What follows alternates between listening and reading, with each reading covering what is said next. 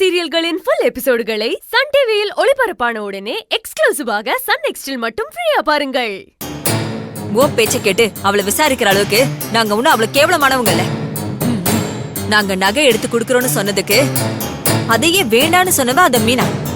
அப்படிப்பட்ட மீனா எப்படி எங்க நகையை திருநான்னு சொல்ற? நீங்க செஞ்சு கொடுத்திருக்க நகை அவளுக்கு அது போதாதுன்னு நினைச்சிருக்கலாம். விசாரிக்க வேண்டிய கோணத்துல விசாரிச்சா நகை எங்க இருக்குன்னு சொல்ல போறா.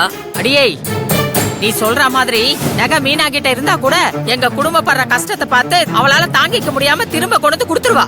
நீங்க நினைக்கிற அளவுக்குலாம் அந்த மீனா ஒண்ணும் அவ்வளவு நல்லவ கிடையாது. நீங்க தங்கமா நினைக்கிற அந்த மீனா இந்நேரத்துக்கு உங்க தங்கத்தை தூக்கிட்டு ஊரை விட்டே ஓடி போயிருப்பா.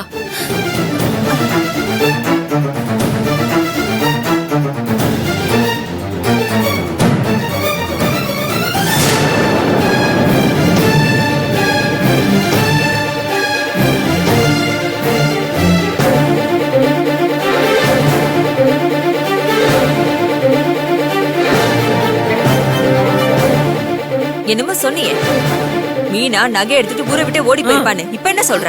வீடே 2000 பயந்துட்டு இருக்காங்க. இந்த நேரத்துல வெண்ணத்தை தூக்கிட்டு போறா.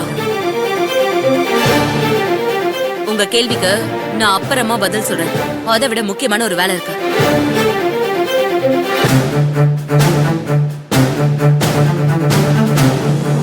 இந்த பொம்பளைங்கெல்லாம் செஞ்சு ஏதோ ஒரு விஷயத்த மறைக்கிற மாதிரி தெரியல.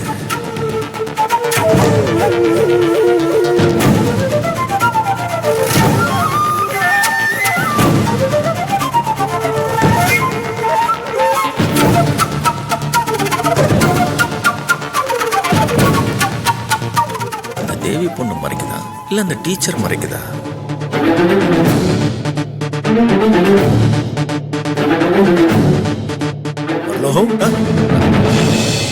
ஐயா வணக்கம். வணக்கம் பரலோகம். கஸ்தூரி இங்க வா. வான்னு சொல்றேன்ல. என்ன எங்க வீட்டுக்குள்ள நின்னு பலமா யோசிச்சுக்கிட்டு இருக்க? அரசியல் அடுத்து என்ன பண்ணலாம்? இங்க வேற அரசியல் அடுத்த அரசியல் பண்ண முடியுமான்றதை யோசிச்சுட்டு இருக்க. கவலைப்படாத, அடுத்த தடவையும் நீதான் பஞ்சாயத்து தலைவர். எல்லாம் உங்க சித்தங்கய்யா. என்னம்மா, நீ முதல்ல உள்ள வா, அப்புறம் சொல்றேன். உள்ள வா சொல்றேன்.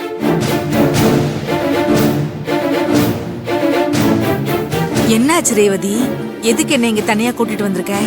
ஐயா, உங்களை பார்த்து மக்கள் பிரச்சனைய பேசலாம் தான் நான் வந்தேன். ஆனா வந்த இடத்துல பாருங்க, உங்க வீட்லயே வேற ஒரு பெரிய பிரச்சனை வேறூனி நிக்குதுங்கயா. என் குடும்பத்து பிரச்சனை என்னடா உளர்ற? நகையை புதுப்பிக்க நீ ஆசாரிய வர சொல்லியிருந்தல? ஆமா, நான் என் மக தேவிக்கு அவன் நகையை புதுசா மாத்தி கொடுக்கலான்னு எடுத்துட்டு வர சொன்னேன். தேவி அவன் நகையை காணும்னு இப்ப சொல்றா. யாரு எடுத்தாங்கன்னே தெரியல. ஐயோ, ஐயா, நகை காணாம போனதும் அத உங்க புள்ள கணேசன் தான் எடுத்திருப்பாருன்னு இந்த வீட்டுல இருக்க உங்க சொந்தங்கள்லாம் அரசல புரசலா பேசிக்கிட்டு இருக்கத நான் என் காதால கேட்டங்க. என் மகன் கணேசன் தான் எடுத்தான்னு எதை வச்சு நீ சொல்ற? உன் மகன் தான் எடுத்தான்னு நான் சொல்லல. ஒருவேளை அவன் எடுத்திருப்பானா என்னன்னு. போது ரேவதி, என் பொறுமையை சோதிக்காத. பெத்த மகனை பத்தி தாய்கிட்டயே தப்பா சொல்றத எந்த தாயும் கேட்டுட்டு சும்மா இருக்க மாட்டான். கணேசன் பொறுப்பில்லாதவன் தான். அதுக்காக அவன் உன் மகன் நகையை திருடி இருப்பான்னு நீ நினைக்கலாமா? ஐயோ கஸ்தூரி, அதுதான் என்னால தாங்கிக்க முடியல. நீ தப்பா நினைச்சுக்கிட்ட. இன்னொரு வார்த்தை என் மகனை பத்தி தப்பா பேசுறாரு. எனக்கு அப்படியே பத்திக்கிட்டு வருது. அவசரப்பட்டு வார்த்தையை விடாத. எனக்கு கணேசனை பத்தி நல்லா தெரியும். அவன் மேல எனக்கு முழு நம்பிக்கை இருக்கு. ஆனா ஆனா என்ன? அவனை போலீஸ்ல புடிச்சு கொடுத்து விசாரிக்கணுமா? அவன் மேல நம்பிக்கை இருக்குன்னு சொல்லுவ, அவனை விசாரிக்கணும்னு சொல்லுவ.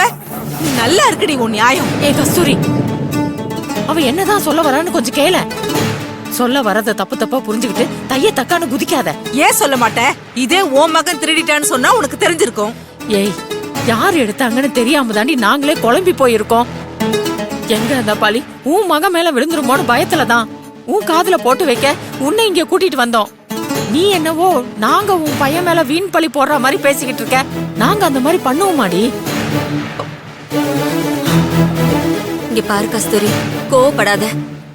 எனக்கு என் மகளோட நகை அங்க பீரோல இல்லைன்ன உடனே நகை காணாம போச்சுங்கிறத விட இந்த விஷயம் என் புருஷனுக்கு தெரியறதுக்குள்ள அந்த நகை கிடைச்சிடணும்னு நான் கடவுள்கிட்ட வேண்டிட்டு இருக்கேன்.